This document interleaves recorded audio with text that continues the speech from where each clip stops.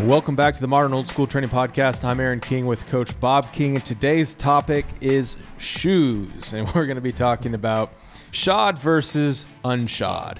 And the whole idea here is some of the things you see in the weight room with guys deadlift and power clean, various things, barefoot versus wearing shoes. That is really the premise of today's topic. Yes.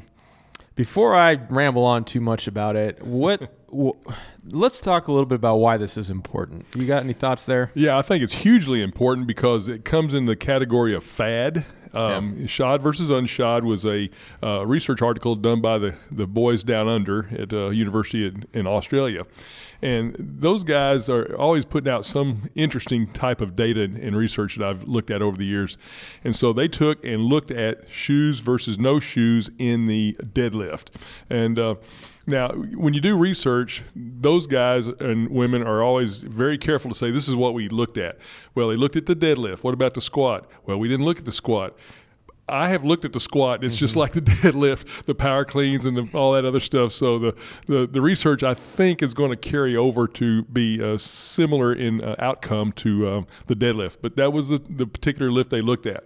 So they tested the lifters wearing shoes and those not wearing shoes. Now, before we get into the data or the conclusions and findings, if you go into the weight room, like our facility, we have a group of really nice kind of corporate guys and girls, all in their late to 20s to early 30s, who just have the powerlifting bug. It's awesome.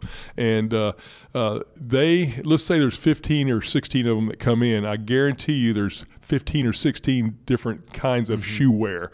And part of this topic came up because it's so relevant today in training that management put up a sign, proper shoes must be worn at all times, to which I replied, what is proper? Because there is that whole movement, the sock feet where it has the toes in it, neoprene covering, just regular, take my shoes off and lift in my socks, take my shoes off, lift barefooted.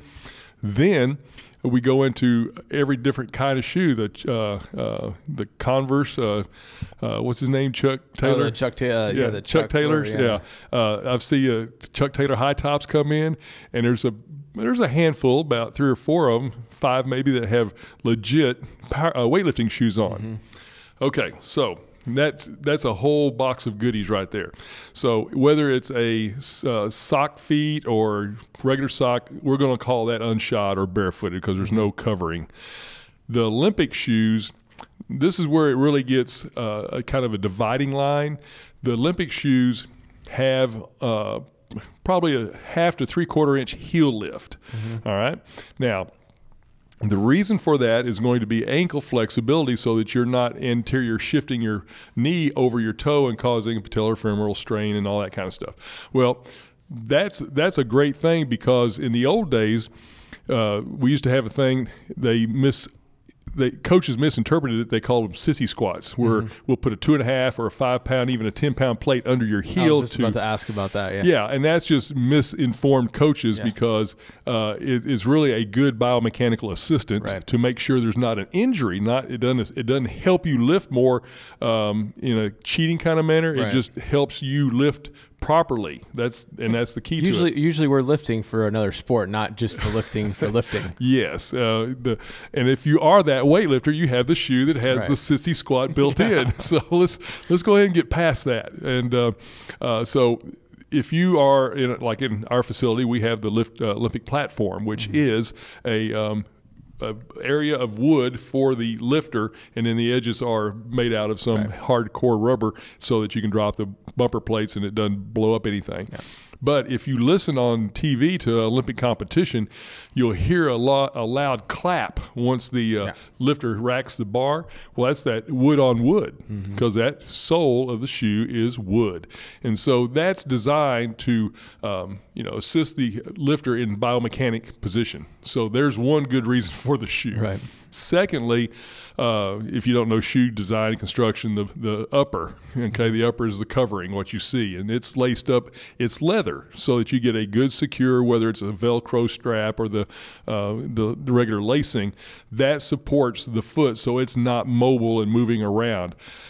this is I just don't think it's a great idea to have certain loads of weight on the bones of the foot that are mobile, because you just don't want to have any injuries. And I say that, and to this day, we have not had any injuries in the barefoot method. Mm-hmm. What's the point? The research looked at the ability to lift more or less with or without a shoe. And so one of the key phrases here is called center pressure excursion. That means a shifting of the body weight over the platform during the lift. Well, the problem they ran into is it's kind of it's a truth, but it's what does it mean kind of thing. What they found was the person who is lifting barefooted got a better pressure sensation because your foot is right on the ground. And so you have motor nerves that move the muscles, and then you have sensory nerves that sense that's hot, that's cold, that's heavy. Right. And so, it's like, okay, what does that mean? Right. It means they have a heavy sensation on the bottom of their feet instantly. Now, they also found that the people that wore shoes produce the same amount of force. Mm-hmm. If you are a trained athlete, you kick all that in at once. In other words, you say, I'm getting ready to lift, my body's, I'm ready, I've addressed the bar, and here I go, I'm going to pull. And so I press down.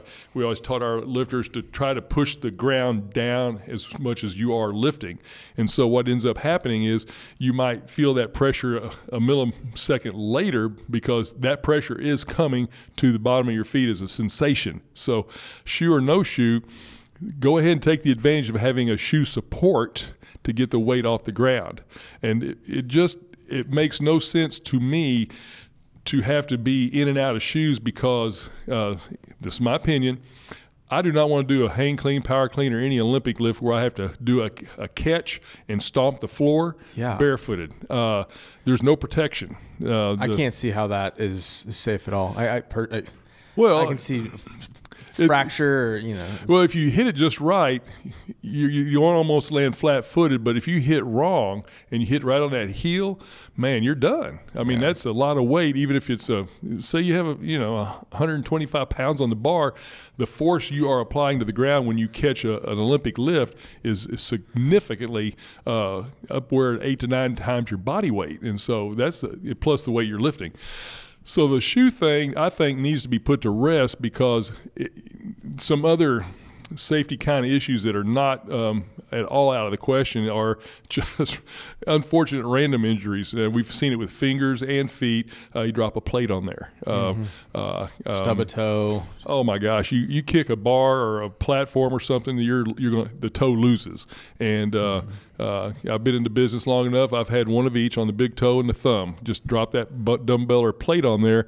It's not like I was trying to, or the guy was trying to, but it happens. So if you have a shoe on, it won't stop a compression or an impact, but it will keep you from getting cut. It'll help protect the angle of the foot from that angle of the plate. And if you can afford shoes for different things, obviously, we're talking about shod versus unshod in the kind of intro. Right. But if you can afford to have different shoes for different training environments, that also is a great idea. And we're talking about, say, like cleats for the field, for on court sports, having basketball, tennis shoes, something like that for the sport you're in. Because even tennis shoes have that built-in, side, kind of that overbuilt sole for going side to side. That's what I wear. Right. I wear an inexpensive pair of tennis shoes. Now, we already alluded to it, but a court shoe. I mean, tennis and basketball are designed to keep your foot stable because it's under so much torsion and torque. But I wear an inexpensive pair of tennis shoes because they put me flat on the ground. I'm solid. I don't have to worry about anything, because on the other side of the equation, and this is why we're talking about this, if I say wear a shoe, protect your feet, you don't want a running shoe because they are quite unstable, because they're built to absorb impact and provide cushion. But, when you start squatting loads or deadlifting loads, that foot starts to wobble because the cushion's going to give. Then it breaks down. And once it breaks down, you don't notice it so much, but you have a little bit of unevenness in the hips. And for me personally, I know when my shoes are breaking down because my right hip's starts talking to me. It's like, dude, what's the deal? It's your shoes. I think it was the university, I think it was Cal that did a study on that, and they were talking about price points for shoes, and then also rotating shoes, the types of injuries they had from repetitive use, kind of in the cross country, longer distance stuff. But me personally, when you talk about that foam wearing down, I almost lost my career in the weight room because of wearing a running shoe. Yeah. You know, we go from the field to the gym. You're doing a lot of different training. We had some guys that would come off the field in cleats, that would be in their running shoes, and then switch to a weightlifting shoe in the gym. And at first I thought it was overkill, but I started adopting it too. And later in my college career, when it got more serious, you know, you're lifting 500 pounds and whatnot, but we did a single leg step up with a kind of, I think it was like 80-something% of our squat weight, but you know, at a 500-pound squatter, I think I had a little over probably around 400 pounds on the bar. Yeah, I thought I remember James telling me it was like 405. Yeah, I had about a little over 400. Yeah, it might have been 4 over. What is that? 100 and whatever kilos. Yeah. Okay. Yeah, it was a lot of weight. Keep moving. Yeah. But it was stepped up, stepped down, second step. That foam gave out, and I rolled my ankle. It doesn't matter. In that situation, it doesn't matter how much safety you have built in. We had we didn't have enough, but I fell all the way to the ground with that weight on my back, and you know, I remember hit my chin. I was out, ankle, every ligament torn, Achilles was damaged. I missed all a spring ball. But I think if I was wearing a better shoe, I probably would have avoided that all. I mean, granted, we should not have been doing that lift in that type of setup. Yeah.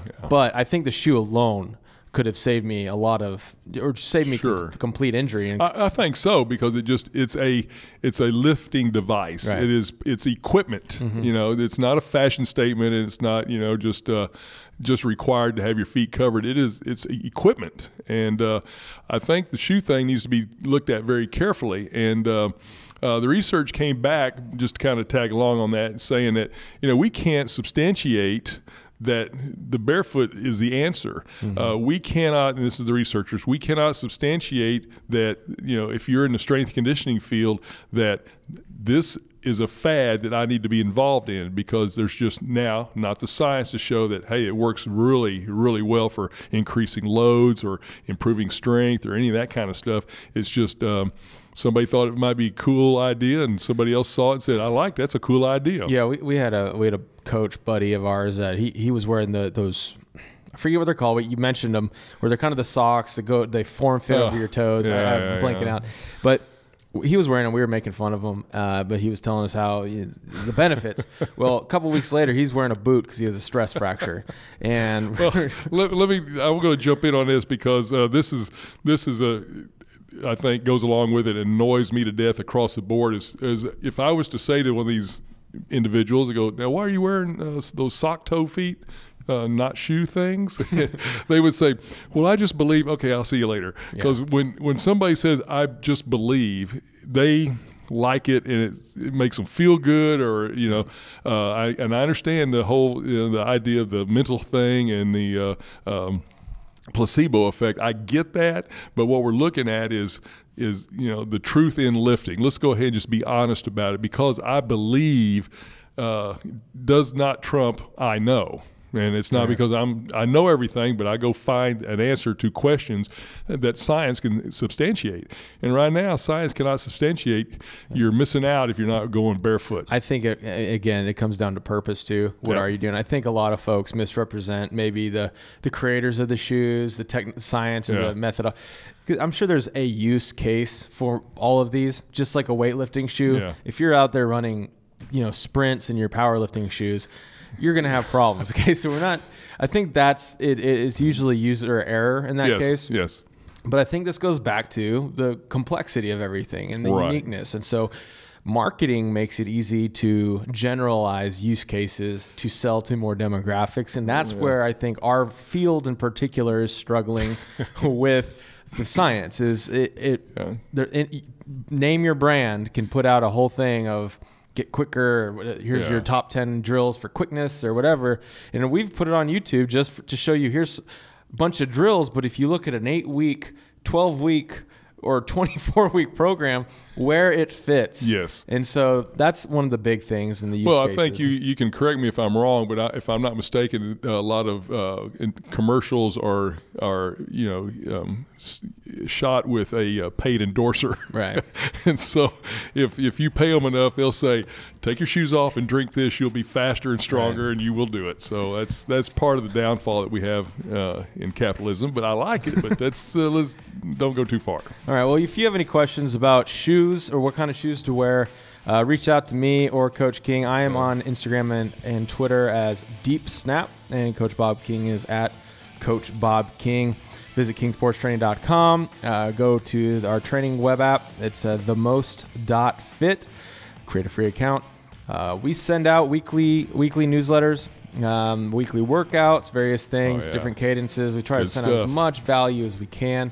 So be sure to subscribe there, and we'll get you some content. But for Coach Bob King, I am Aaron King. This is the Modern Old School Training Podcast. We'll talk to you next time.